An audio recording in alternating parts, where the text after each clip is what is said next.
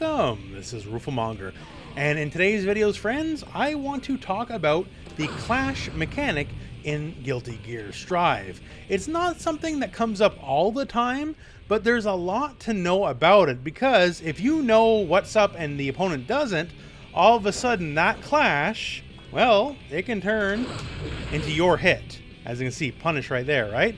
So let's talk about clashes and clash canceling. So for clashes themselves, it's pretty simple. Honestly, it's when two moves hit each other. And most of the time when it's two moves hitting each other, it's when the attacking hitbox clashes with a different attacking hitbox, and yet the hurt box, the part of the enemy that can be hit, is nowhere to be found. That most of the time is when you're going to see a clash. So two 6Ps forward and punch together, that's a classic example, because they're both attacking, but they're both upper body invincible, so they can't hit each other except for hitting the other attack itself. But the big thing here is not so much the clash. It's cool when it happens visually, yes, but the fact that you are allowed to cancel any clash into something else. It is quite simple as this. All right, I clashed, I hit jab, we got it. Hit slash, we got it. Heavy slash, we got it. And these are all punishes, right? If the enemy doesn't do anything and just lets it rock, they're still going to be in whatever animation they were when the clash occurred. So you're canceling out your clash and you're basically going to get a free punish. Now, can the enemy do much the same as you? Yes, absolutely. Realistically, a lot of the time, you're not going to be prepared for the clash. There's not a lot of scenarios in this game where you can expect a clash to happen, although there is some, and we're going to talk about it in the video, right? So at that point, it's just basically, purely a reaction check. Did you see the clash? Well, you got to hit something fast, right? And you can do more than just, hit one of your main attack buttons. You are able to go into any given special move. It doesn't really particularly matter which special move it is. As long as it's a special move, just like any basic attack, you are able to cancel your clash into it. Much the same here. If you happen to be particularly on the ball, you can go directly into a super as well. And there is one more layer here. It is more than just attacks. So yeah, you can do normals, yeah, you can do specials and supers, but you're also allowed to specifically go into faultless defense. Now, there's no other movement. You can't like jump cancel it or backdash or even otherwise normally hold back the block, but you are allowed to hold your faultless defense and block right away, which is very important in the scenarios where we can expect a clash to happen.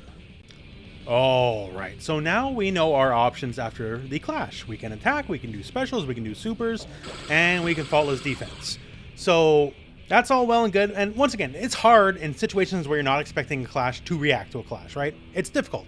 But there's a lot of situations where you can anticipate a clash. Maybe it won't always happen, but it's a situation where like, okay, this is likely and I wouldn't be surprised if I did get the clash. So let's talk about those kind of scenarios. Now, here's a scenario where a lot of times you can reasonably expect a clash. So Golduus is coming in and he's jumping and he's doing just a big jumping, swinging behemoth typhoon. He's not directly on top of you, he's doing it from a little bit further away just to make sure it's safe. If you get hit, then whatever, you get blown across the screen. If he gets blocked, for the most part, due to the distance, he's safe. If you're a character with a 6P, your universal anti-air, that hits mildly high up, this is a scenario where you can commonly expect a clash. Because you have upper body invincibility, and you're hitting his attack, and he's behind the actual attack, right? The part where you can hit Golduus during this move is well behind the actual coffin, right? So it's just two attacks hitting each other, and thus the clash. So it's a reasonable scenario to expect a clash. What can we do? Well, in this specific scenario, okay, well, I'm expecting it.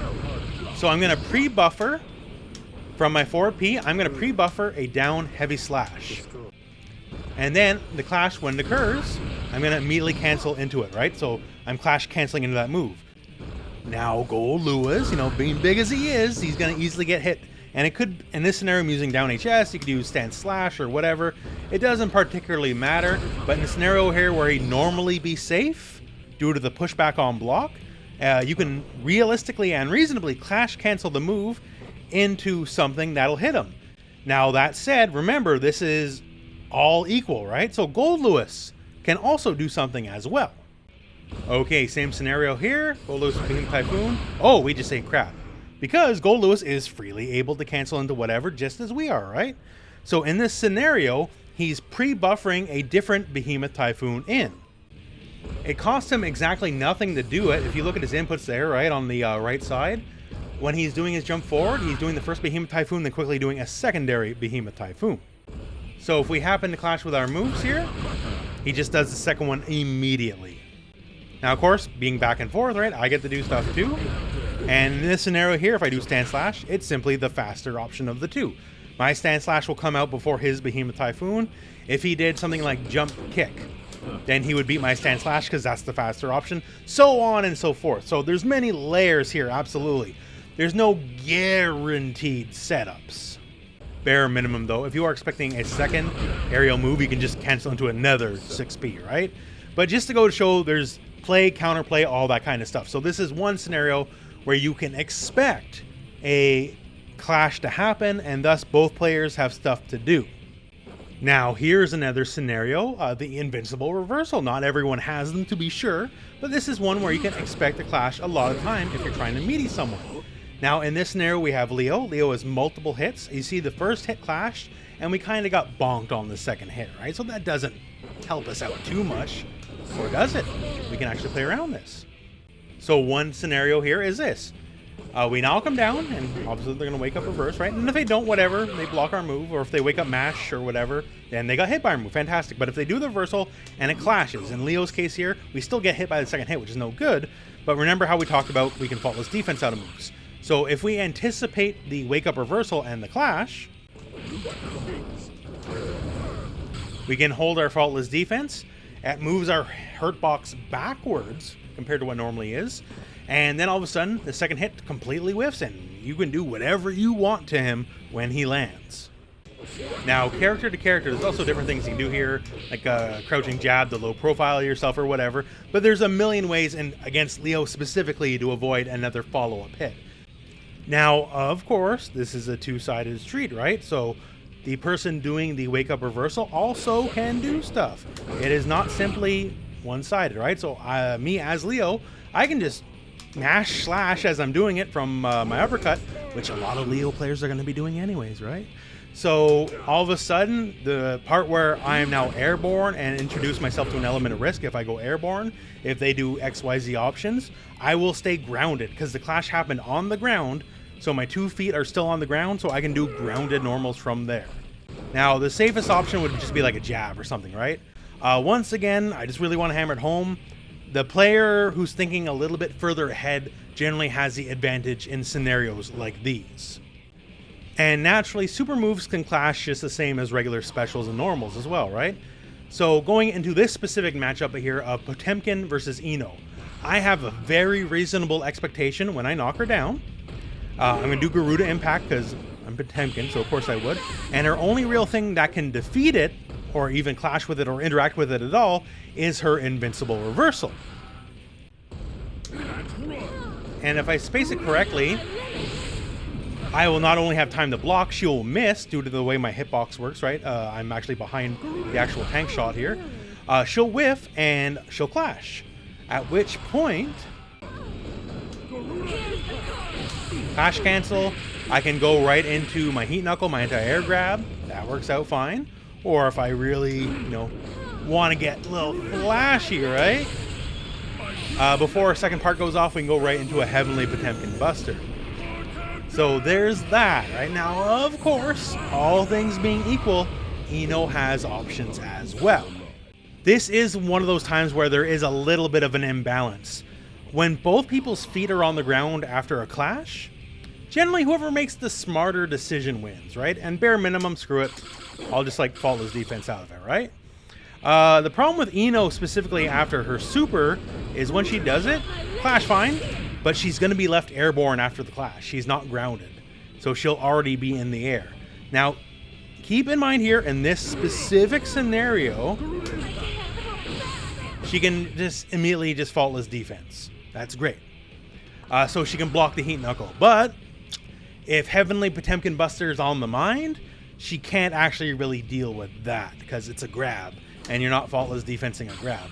So not all the time is the action of a clash and who's choosing what for a clash cancel exactly fair or even. A lot of time it can be, right? But in these scenarios here, sometimes one side has a definitive advantage over the other. And that's clashes and clash canceling in a nutshell.